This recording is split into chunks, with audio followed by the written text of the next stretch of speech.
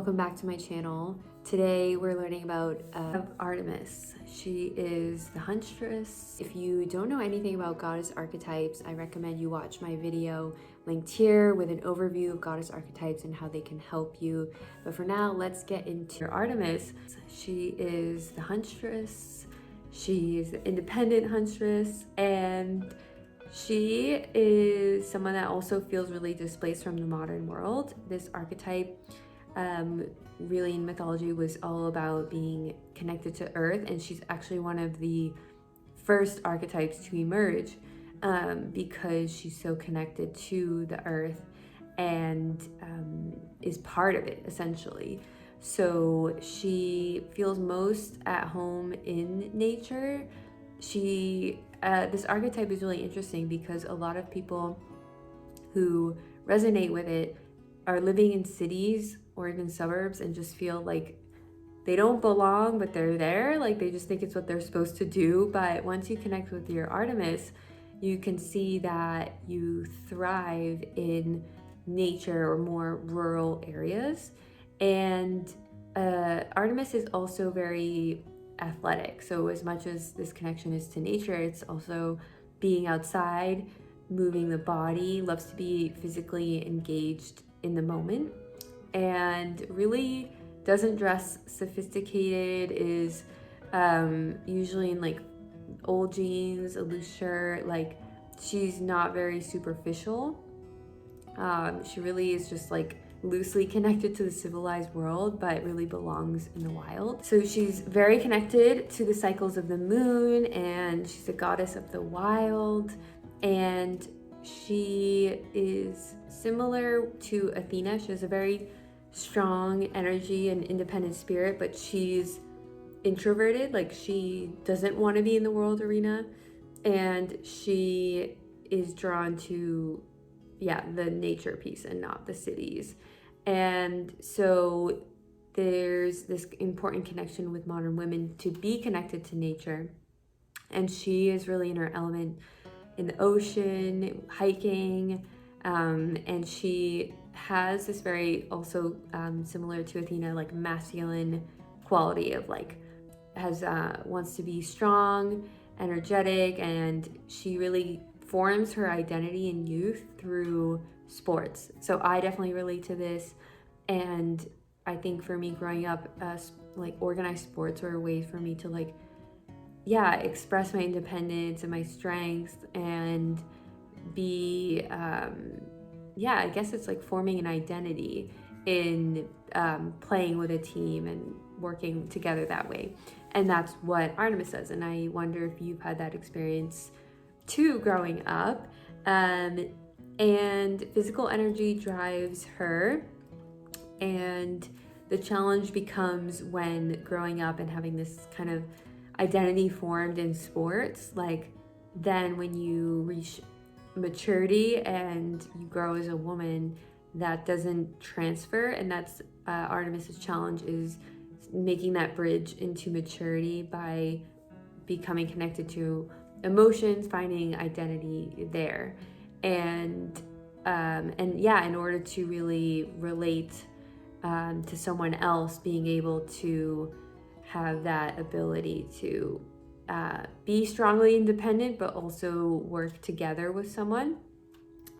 So she's a far less obvious goddess than the others, like Athena, Aphrodite, or Hera. Like it might not be so clear at first that Artemis is coming through, but she is alive whenever you have a life transition. So you're moving, you start a new job, you start a new business, maybe a new baby even. She comes when it's this transition, and she really, as I mentioned, shows up in adolescence when you're forming your identity. And I think with any transition, you're also shifting your identity. So it's really that connection to your internal identity and how that shapes your external identity.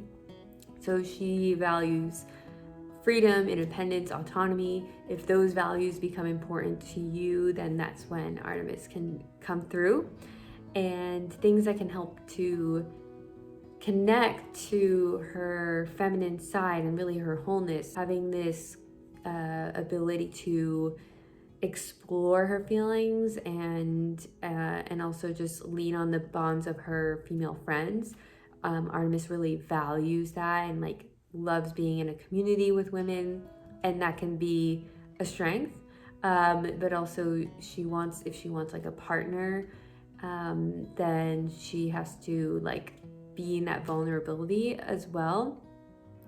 And as I talked about Athena, Artemis is also very independent, and she's very self-sufficient. So if she wants to be with someone, they have to respect that, and they also have to meet her on the level of like physical pursuits. Like she does really well with someone who would want to be doing different athletic activities together and also working alongside each other. So like maybe they have similar interests. Also, as I mentioned, she has this wound of alienation. So she feels so removed from society, spiritually, psychologically, because there's really a limited perspective of women that are like this, like that can be seen as women that are also athletic, want to be in nature. She's not like the traditional definition of a feminine kind of woman. Like she doesn't care about maybe dressing herself well or some of those more like feminine kind of activities. But she is feminine and she is very connected to the earth. Like that's her form of femininity. And so she has to really come to this place of acceptance of herself. An example in society is Jane Goodall, who is very connected to the animal. She is really upset that the patriarchy has never been able to realize her fierce spirit and fully recognize her unique gifts as a woman.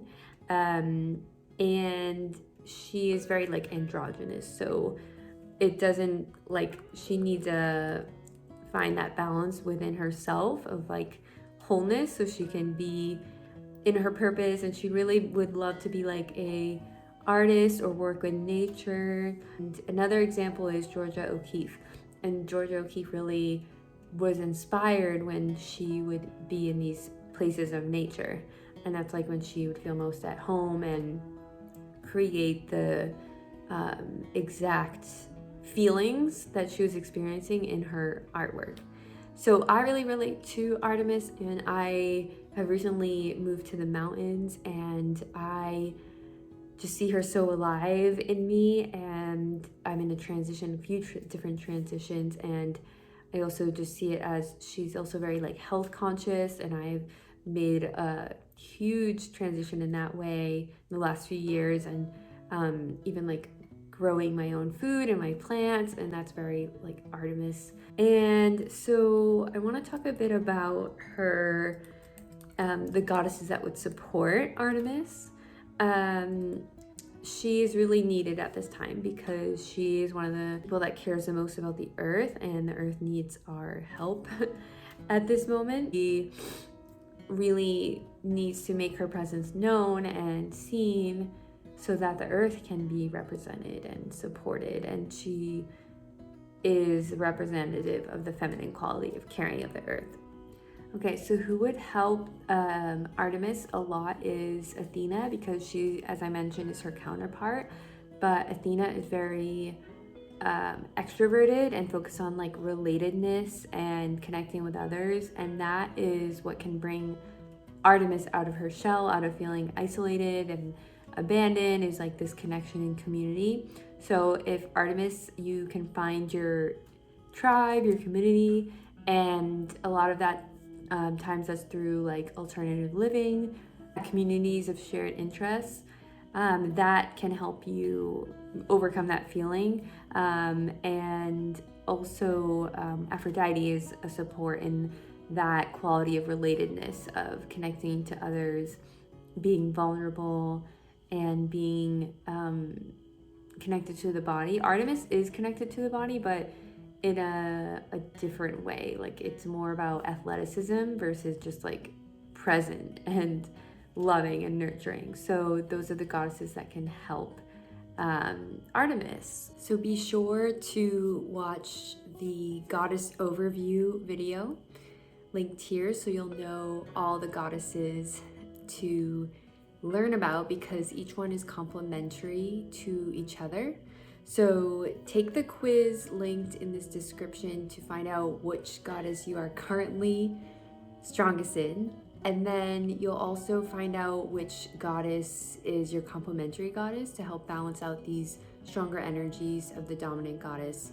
And you'll also receive a beautiful guide to connecting to your goddess, as well as a Pinterest aesthetic board with visuals, rituals, and really the symbols that evoke this goddess, so you can connect with her, feel her support, feel her energy help you move through these challenging transitions that you experience. And be sure to stay tuned for the other goddesses coming out, and then you can learn about each goddess in a single video. Hope you enjoy, and I'll see you in my next video.